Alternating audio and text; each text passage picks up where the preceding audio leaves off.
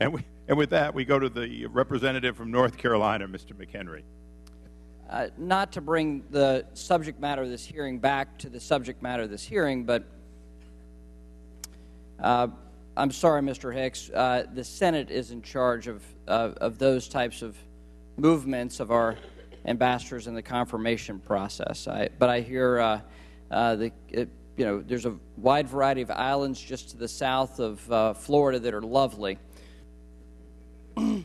But the subject matter of today's hearing is to get at the root cause and the root facts of an awful tragedy that occurred.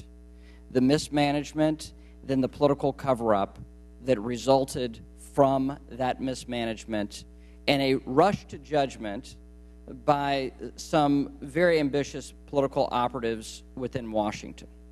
At least that's near as what I can tell, having gotten into the facts as we have today and knowing what we know today.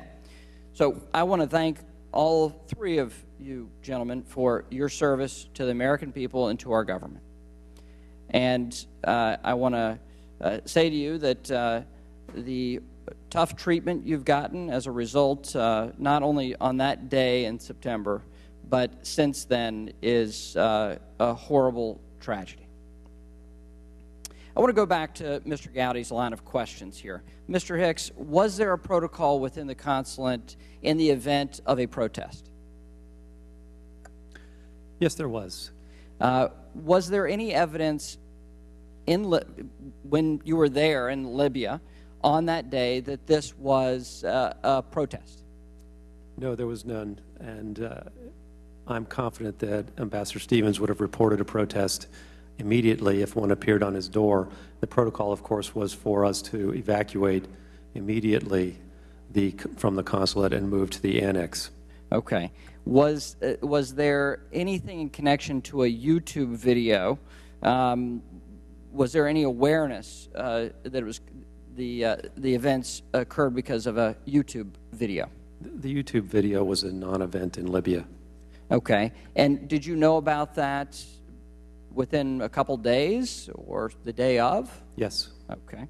And so did you report to anyone in Washington within the first couple of days that there was anything in connection, a protest in connection to a YouTube video? No, the only report that our mission made through every channel was that there had been an attack on a consulate. Not a protest?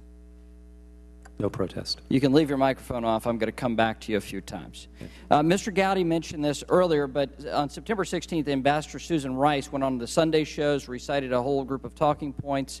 Were you a part of those talking points? No, I had no role in their preparation. Okay.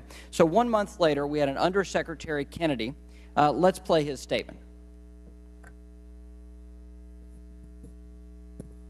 Always made clear from the very beginning that we are giving out the best information we have at the time we are giving it out. That information has evolved over time.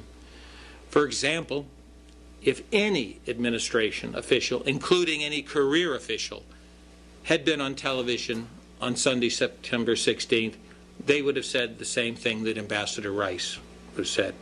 She had information at that point from the intelligence community, and that is the same information I had, and I would have made exactly the same points. Clearly, we know more today, but we knew what we knew when we knew it. By September 16th, did you know what you know, which is apparently what Susan Rice said? Let me rephrase that, actually. Let me actually make that a question, if you will. Ambassador Rice recited a set of facts. A month later, they defended, the State Department defends that. You're a career State Department official. Would you have said the things that Ambassador Rice said? Not after hearing what President Magariaf said, especially considering the fact that he had gone to Libya, to Benghazi himself at great personal and political risk. And for him to appear on world television and say this was a planned attack by terrorists is phenomenal.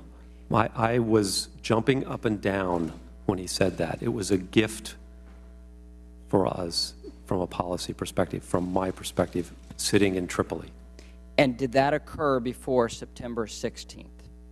He said that on the same talk shows with Ambassador Rice. Face the nation. And did you report that? Was there knowledge that he was going to say that? No, there was not. Okay. Mr. Chairman, I know we have a lot more questions about this, including what that did in country, Ambassador Rice's rhetoric, what that did and the impact it had in country for the work that you were doing and the delay that resulted because of that, of the FBI investigation on the ground. If you could speak to that, and Mr. Chairman, if you'll indulge me, briefly. and let him answer, please. Thank you. Go ahead. Yes, sorry. Again, it took 17, 18 days for us from that interview to get the FBI to Benghazi. And we dealt with people at a low level, and we got them to Benghazi by stringing together a series of basically low-level commitments to help us get them to Benghazi. Thank you.